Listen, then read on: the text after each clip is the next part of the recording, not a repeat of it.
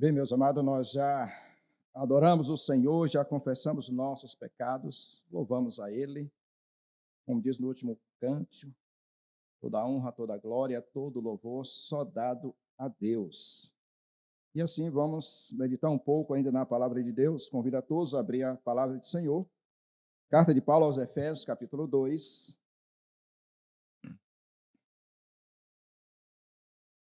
Do versículo 1 até o versículo de número 10. Efésios, capítulo 2, dos versículos 1 até o versículo de número 10. Estarei fazendo a leitura, os irmãos estarão aí acompanhando em suas Bíblias.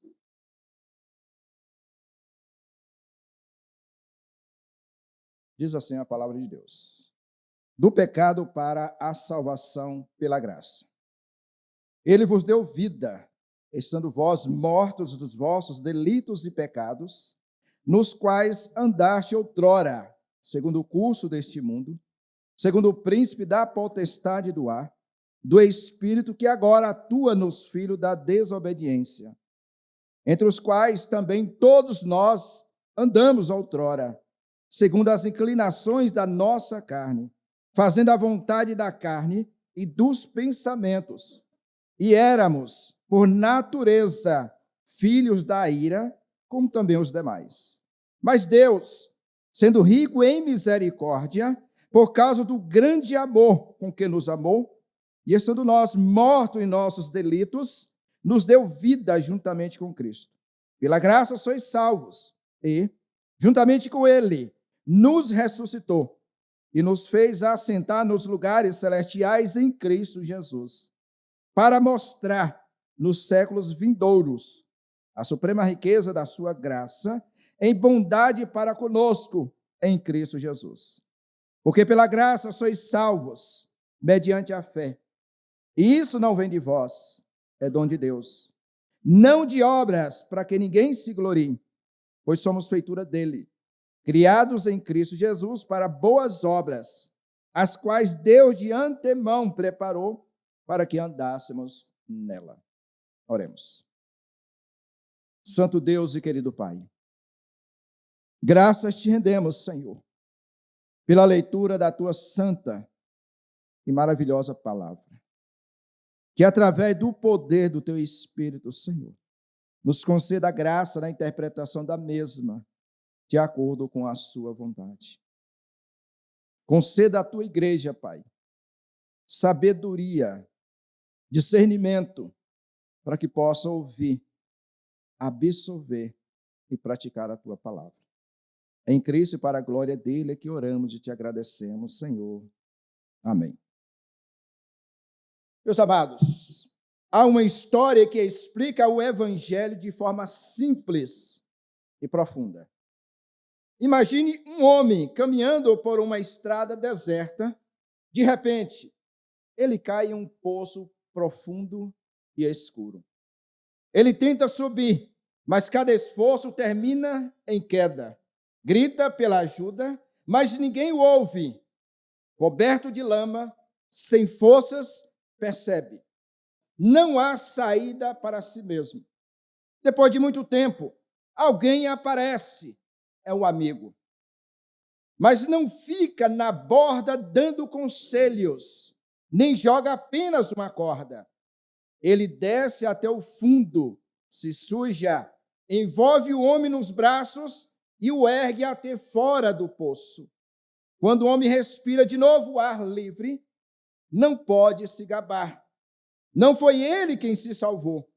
Alguém desceu para resgatá-lo.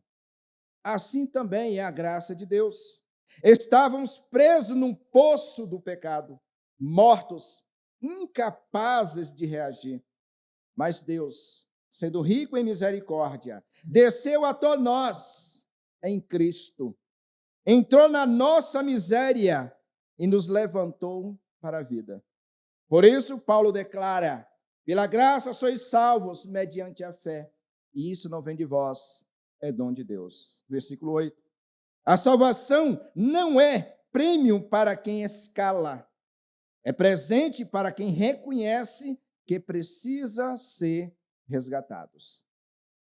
Antes de chegar ao capítulo 2, Paulo nos conduz por uma visão gloriosa da salvação, como nós já vimos aqui no capítulo 1.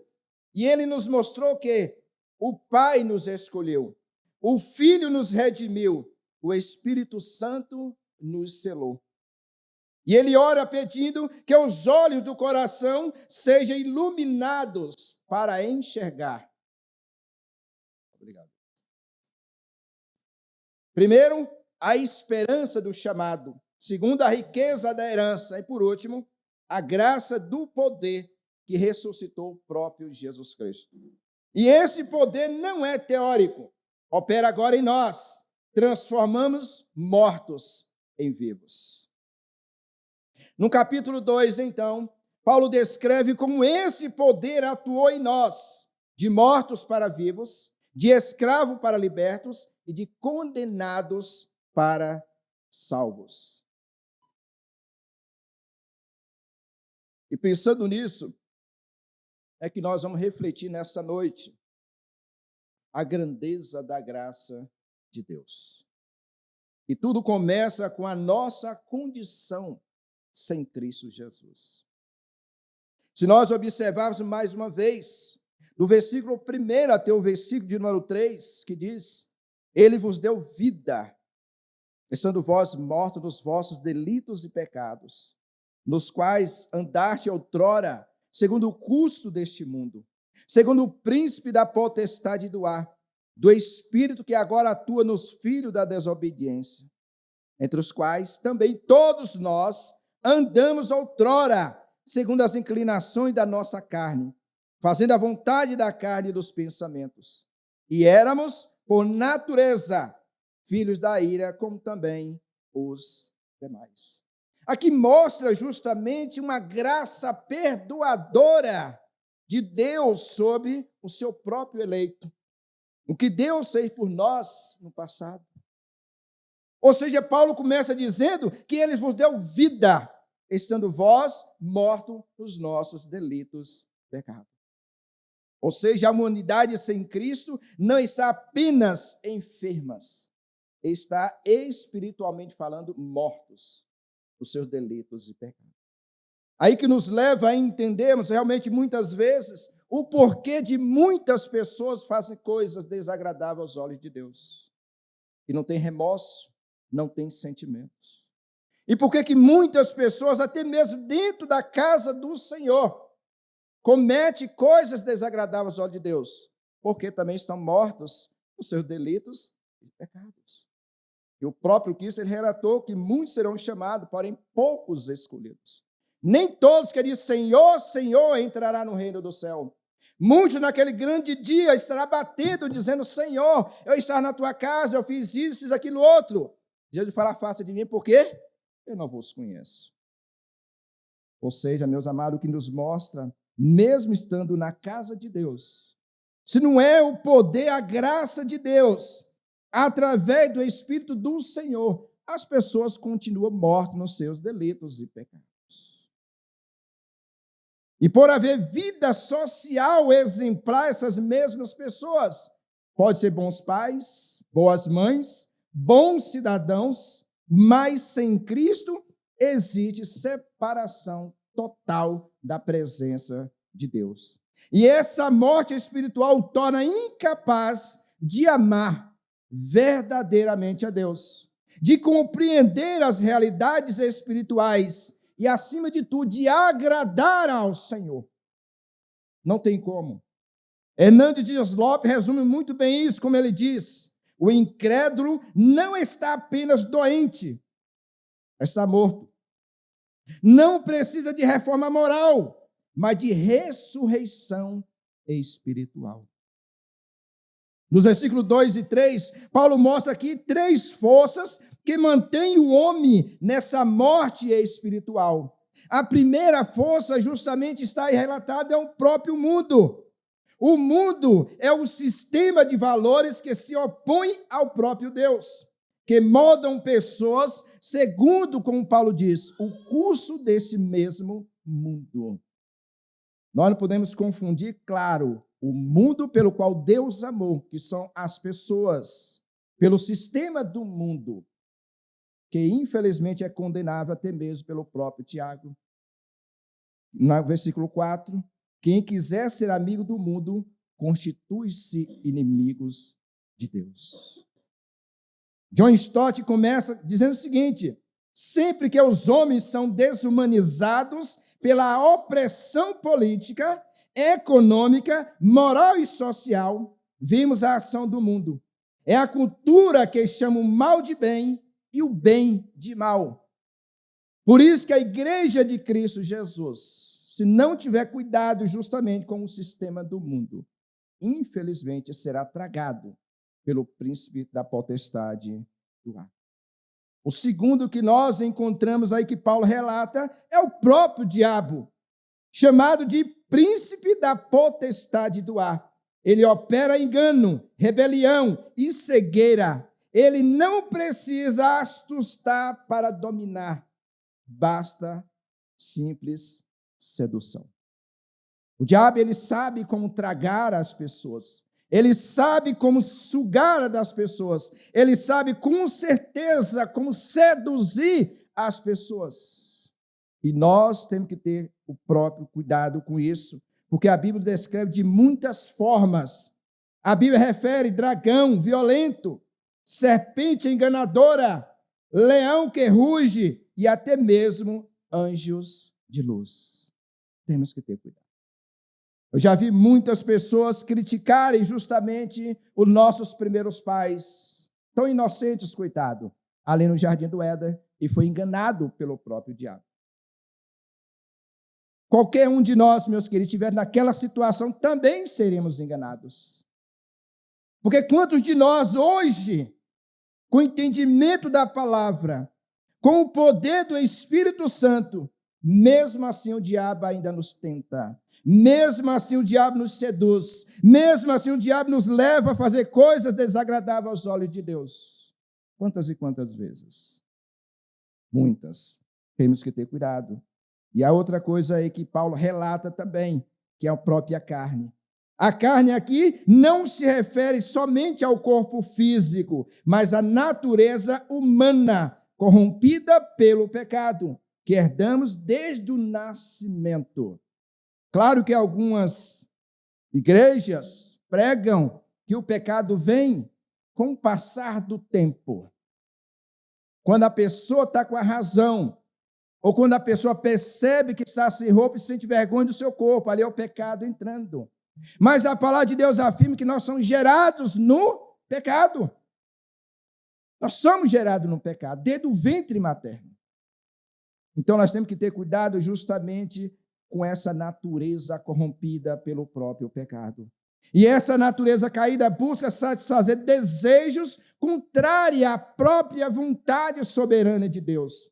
Se nós observarmos Jeremias capítulo 17, versículo 9, ele afirma: enganoso é o coração mais do que todas as coisas. Enganoso é o coração. É por isso que a Bíblia afirma que o nosso maior inimigo não é o diabo, é o nosso próprio ego. É aquilo que está dentro de nós. É o nosso próprio coração enganoso que nos leva cada vez mais a fazer coisas desagradáveis, sim, aos olhos de Deus. Então, o homem não convertido, ele vive para agradar aos desejos da própria carne e aos impulsos de uma mente corrompida pelo pecado. Jesus ensina lá em Mateus capítulo 15, versículo 19, que do coração procedem maus desígnios, homicídios, adultérios, prostituição, furtos, falsos testemunhos e blasfêmias. Todas as faculdades humanas, tanto a reação, emoção e vontade, foram afetadas justamente por esse pecado. Então, o que acontece de ruim no mundo, justamente, nós também temos uma parcela de culpa, porque é dentro do nosso coração que procede coisas ruins, coisas que desagradam, sim, a soberania, a santidade e o poder do Senhor. É por isso que Paulo relata justamente a questão dessas coisas, que quando o homem não tem Cristo Jesus, eles são seduzidos justamente por isso, para fazer a sua própria vontade e não a vontade do Senhor. Até mesmo estar na casa de Deus, adorando ao Senhor para fazer a sua vontade e não a vontade do homem, não a vontade de Deus. E como podemos saber disso? É simples. Quando nós vamos para a casa de Deus, qual o intuito que eu venho para a casa do Senhor? E quando eu saio da casa de Deus, como eu saí da casa de Deus? Como eu saí? Muitas pessoas saem justamente com o coração entristecido pelo fato de não ser abraçado por A ou por B, porque não gostou de A ou de B, porque o lanche foi assim ou não foi. Meus amados, isso prova justamente que nós estamos na igreja de maneira errada. Nós não estamos aqui para agradar o nosso ego, nós estamos aqui para servir, para adorar ao nosso Deus. E nós temos sim que ter esse cuidado. Assim, embora o homem sem Cristo possa realizar obras belas e úteis, ela não faz para a glória de Deus, nem como expressão de gratidão pela sua salvação. Nós sabemos que tem muitas pessoas essas que não têm Deus como Senhor da sua vida, que faz coisas melhores do que muitos cristãos, mas em busca da sua própria glória, não em busca da glória do Senhor. Como nós mais uma vez aprendemos hoje na lição da escola dominical, lição excelente, mostrou justamente uma grande diferença de uma pessoa que tem Cristo Jesus, mesmo na sua crise emocional, mesmo na sua cura, ou melhor, mesmo na sua loucura, como foi o caso de Davi, mas ele foi tratado um homem segundo o coração de Deus. Mérito de Davi? Não. Então mostra, meus amados, que pelas ações, pelas atitudes, mostra verdadeiramente se nós estamos glorificando a Deus, engrandecendo ao Senhor ou não. Por isso que Paulo realmente relata aí no versículo 2 e 3 no final, que ele descreve filhos da desobediência e filhos da ira. Não fala, Paulo não trata essas pessoas sem Cristo como filhos de Deus. Infelizmente, tem muitas pessoas que têm esse ditado que todos nós somos filhos de Deus. Não. Nós somos criaturas de Deus. Passamos a pertencer à família de Deus através do seu Filho amado Jesus. Para essas pessoas que não têm Cristo, ele é relatado como filho da desobediência e filho justamente da ira, da perdição. Mas graças a Deus o texto não termina aqui. E Paulo relata outra coisa extraordinária agora, justamente sobre essa graça de Deus, não perdoadora, mas uma graça transformadora. Versículo 4 até o versículo de número 9. Mas Deus, sendo rico em misericórdia, por causa do grande amor com que nos amou, e estando nós mortos em nossos delitos, nos deu vida juntamente com Cristo. Pela graça sois salvos, e, juntamente com Ele, nos ressuscitou, e nos fez assentar nos lugares celestiais em Cristo Jesus, para mostrar nos séculos vindouros a suprema riqueza da sua graça, em bondade para conosco em Cristo Jesus. Porque pela graça sois salvos, mediante a fé, e isso não vem de vós, é dom de Deus, não de obras, para que ninguém se glorie. Ou seja, que mostra o que Deus fez conosco no presente, que é uma graça transformadora. É aquilo realmente que Deus faz. Pega um indivíduo morto nos seus delitos e pecados, coloca debaixo da sua graça, debaixo do seu poder. E agora, a partir do versículo 4, nós vimos que o apóstolo Paulo faz um contraste vigoroso entre o que éramos, por natureza, filhos da ira, e o que nos tornamos pela graça soberana de Deus. Antes, mortos em delitos e pecados. Agora, vivificados, ressuscitados, exaltados em Cristo Jesus. O grande ponto de virada, justamente que tem duas palavras, logo no início do versículo 4, mas Deus.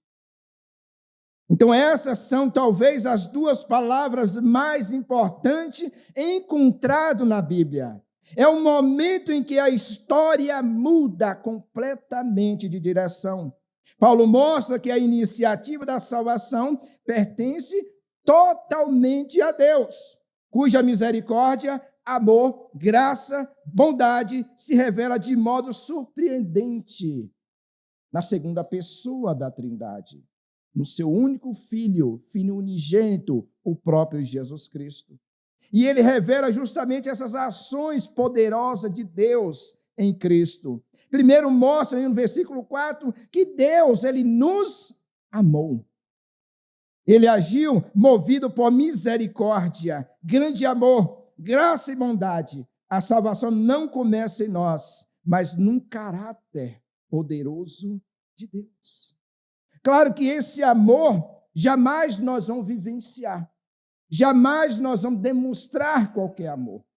Porque o amor que nós conhecemos, infelizmente, é um amor corrompido pelo pecado, pela ganância, pelo prazer, pela ambição.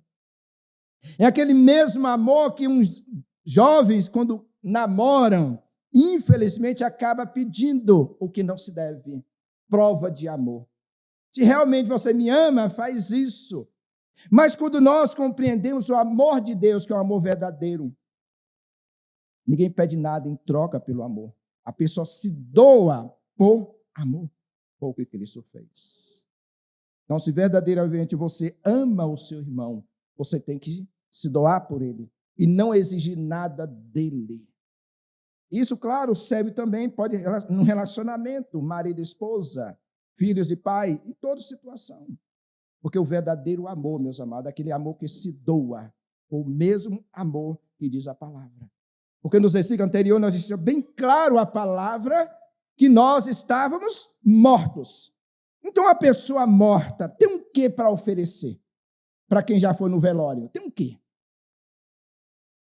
E se uma pessoa passar de 24 horas, nem a presença daquele corpo você não vai querer ter. Não tem nada para oferecer. E a Bíblia diz que Deus nos amou. O segundo, Deus nos vivificou, como expressa no versículo 5. Ressurreição espiritual. O mesmo poder que tirou Jesus da sepultura, tirou eu e você também de uma morte espiritual, que nós falamos na semana passada, que é o dínamos, que é o poder de Deus que ressuscitou Cristo. O mesmo poder de Deus que operou no coração seu, no meu, no nosso coração, quando nós estávamos mortos nos nossos delitos e pecados, e nos tirou das trevas, nos colocou justamente diante da sua graça, nos vivificando. No versículo 6 fala que ele também nos exaltou, nos fez assentar nos lugares celestiais. Mesmo vivendo na terra, nossa posição espiritual, ela é celeste. Somos cidadãos dos céus, vivendo como embaixadores na terra. Que privilégio, meus amados. Não sei se vocês realmente sabem qual a função de um embaixador em um país. Nós somos esse embaixador de Cristo na terra. Nós já somos considerados, pela graça de Deus, pelo poder do Senhor, salvo em Cristo Jesus, não pertencendo mais neste mundo, mas justamente a um mundo glorioso, ao mundo celestial, em Cristo Jesus. Mas, claro, enquanto nós estivermos aqui na terra, nós somos embaixadores de Cristo Jesus, com uma grande missão: engrandecer, adorar, bendizer a esse Deus maravilhoso. E aí, a partir do versículo 7 e 9, diz que Deus nos preserva e manifesta justamente a sua graça. Porque a salvação, ele é um dom. Graça como origem, fé como meio e Cristo como próprio fundamento dessa salvação. Então, se tudo realmente mostra que veio de Deus, através de Cristo, através do poder do Espírito Santo de Deus, para aqueles que foram salvos para sempre. Não tem como realmente nós não confiarmos no poder de Deus. Nós não cremos na nossa salvação em Cristo Jesus, porque tudo isso é mérito do Senhor. E, além do mais, nada vem de nós. Nada pode ser motivo de orgulho. Somos totalmente dependentes dessa graça de Deus. Porque a graça de Deus não apenas perdoa o passado, mas transforma o presente e dá uma segurança eterna, uma segurança maravilhosa para aquele que já colocou a sua vida na dependência do Senhor. Para que aquele que anda à fundação do mundo, Deus escreveu no livro da vida. Por isso que mostra o versículo de número 10 que Paulo relata, pois somos feitura deles, criados em Cristo Jesus para boas obras, as quais Deus de antemão preparou para que andássemos nela. Ou seja, aqui Paulo encerra dizendo, porque somos feitura dele, criado em Cristo Jesus para boas obras. Então demonstra, meus amados, que nem as ações positivas que nós fazemos vêm de nós mesmos. Nós não temos capacidade nem sequer de fazer uma coisa boa para glorificar a Deus. Porque diz que essas boas obras veio num pacote da salvação, colocado no coração. É por isso que Isaías diz que as melhores obras do homem é como um trapo de imundícia aos olhos de Deus. E a palavra feitura aqui é poema, ou seja, uma obra-prima, uma criação artística em Cristo. Deus está escrevendo um poema vivo com a sua própria vida. Você, nós, Igreja de Cristo, lavada e comprada pelo sangue do Cordeiro, nós, meus amados, não somos nenhum rascunho. Nenhum rascunho. Nós somos obras em andamento na mão de um Criador. As boas obras não são a causa da salvação, são fruto natural de quem foi salvo em Cristo. Assim como Deus formou José na dor para depois usá-lo na glória no Egito, Deus deu 80 anos de preparação para Moisés, para que ele pudesse atuar 40 anos de ministério. Ele também molda justamente o caráter do seu povo, da sua igreja. Purifica nossas intenções e nos conduz pelas obras que ele mesmo preparou. Então, por isso, no momento que nós estamos passando algumas provações de Deus, Deus está sendo moldado, nós estamos sendo moldados pelo caráter do Senhor. Um texto que o nosso professor Cláudio aqui falou justamente lá em João capítulo 15, que fala a questão dos frutos. Esses frutos relatados em João 15 não são almas. Eu já vi várias mensagens dizer que são almas. Não são. São frutos de arrependimentos. É quando Deus está moldando justamente o caráter do seu povo. É quando Deus está arrancando de nós tudo aquilo que não agrada a Ele. É por isso que Paulo, mais para frente, fala bem claro, aquele que mentia não mente mais, quem roubava não rouba mais.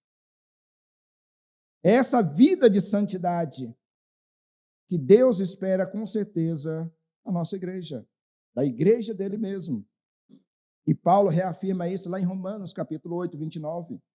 Predestinados para sermos conforme a imagem do seu Filho Jesus. Então, esse é o propósito realmente de Deus para com cada um de nós, tornarmos semelhante ao próprio Filho Jesus. Quando nós vemos lá em Gênesis, lá no capítulo 1, o próprio conversar da Trindade Santíssima ali, façamos o homem a nossa imagem, a nossa semelhança.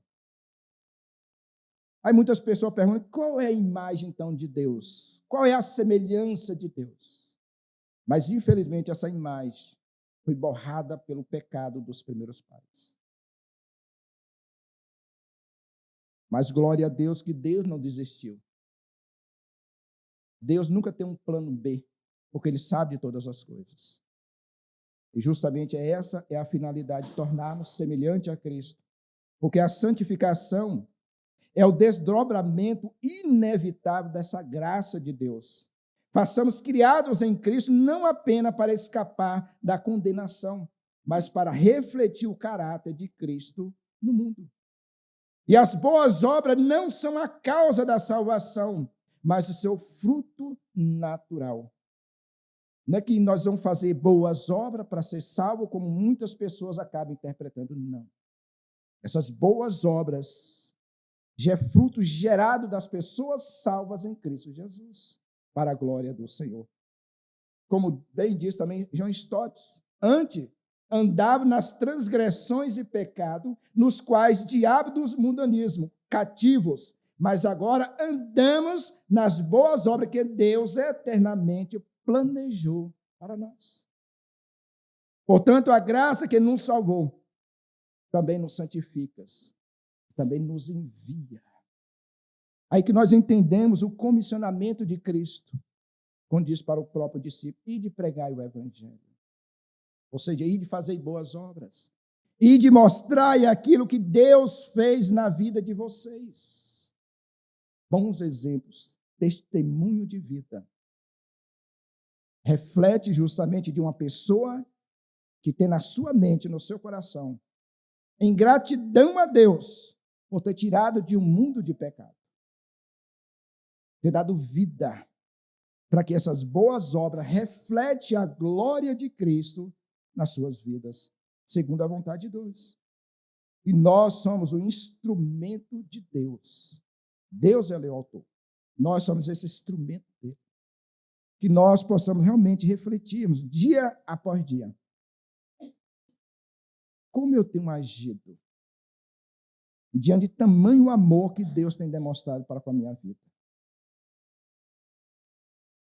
Como têm sido as minhas ações, as minhas atitudes?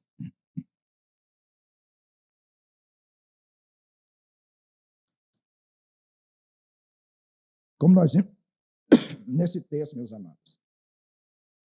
E concluindo, né, que a graça de Deus, que foi uma graça perdoadora.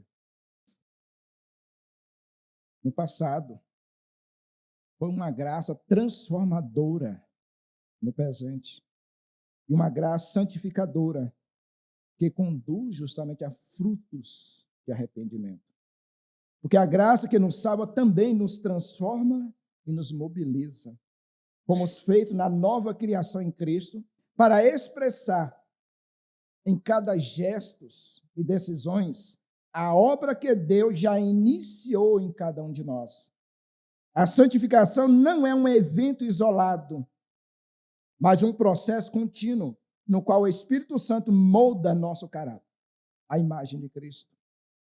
Assim como o artista não abandona a sua escultura antes de vê-la pronta, Deus não cessará a sua obra em nós até que sejamos conforme o seu Filho amado, Cristo Jesus. O crente, portanto, é um instrumento em formação. Cada prova, cada disciplina e cada chamado divino é um toque de um escultor celestial que sabe de todas as coisas. A santificação é, então, a expressão visível dessa graça de Deus. As boas obras não são tentativas humanas de agradar a Deus, mas a manifestação natural de uma vida que foi transformada pelo poder do Espírito. Elas nascem em um coração grato e obediente, que estende que servir de adoração ao nosso Deus. A semelhança daquele jovem que nós vimos no início, que caiu em um buraco, a pessoa poderia muito bem ali de cima dar instruções, jogaria uma corda, instruía, não. Cristo também, ele poderia dar muitas instruções lá da glória, mas não. Ele desceu no lamaçal do pecado. Ele não pecou. Mas mesmo nós, imundo no pecado, ele nos abraçou, ele nos amou. Diante de tão grande amor, meus amigos, o que realmente nós temos feito? Daqui a pouco esse culto vai acabar. Cada um de nós vamos voltar para a nossa vida, a nossa agenda secular, nossos trabalhos, nossos afazeres. Talvez nos encontraremos no próximo domingo. Por que eu falo talvez? Ninguém sabe o que vai acontecer durante essa semana. Mas que nós possamos realmente sair nessa certeza que aquele que começou boas obras em vós há de completá-la até o dia de Cristo Jesus. Com certeza. E que nós possamos ser gratos ao Senhor. Que nós possamos cada vez mais andar com o nosso coração agradecido por esse Deus. Começarmos a olhar a essa vida uma perspectiva diferente. Olhar para o mundo com os olhares de Cristo. Crer que tudo nesse mundo pertence unicamente a Deus. Nunca abre os nossos lábios para adorar o diabo. Às vezes nós damos poder ao diabo. Às vezes nós cedemos às tentações do diabo. Mas que nós possamos, meus queridos, justamente isso. Sair com o nosso coração grato. Assim. Tudo Deus tem um propósito. Nós sempre temos que olhar uma perspectiva de Cristo Jesus. Só para a nossa reflexão final.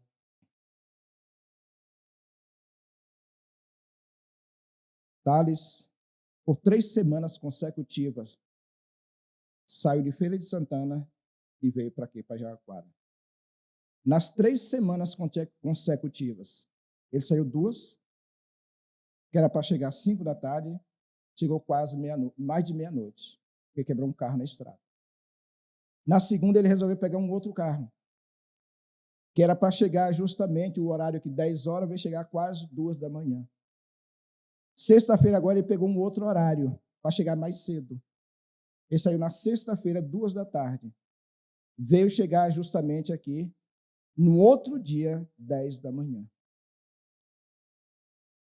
Eu virando para ele e falando, glória a Deus. E o acidente não foi contigo.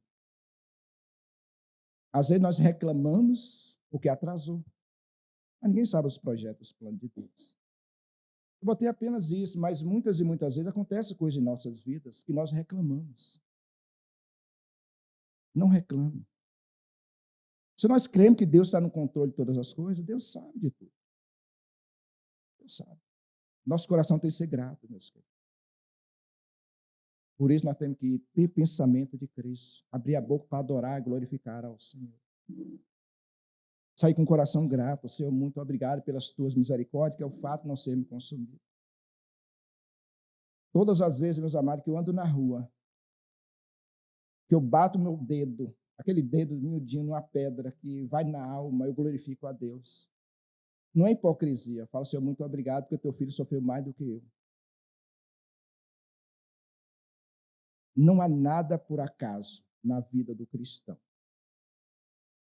Não há nada. Que Deus realmente nos abençoe, que Deus continue nos conduzindo da melhor maneira possível, para a glória dele. Assim eu convido a todos, vamos colocar de pé, vamos orar ao nosso Deus neste momento.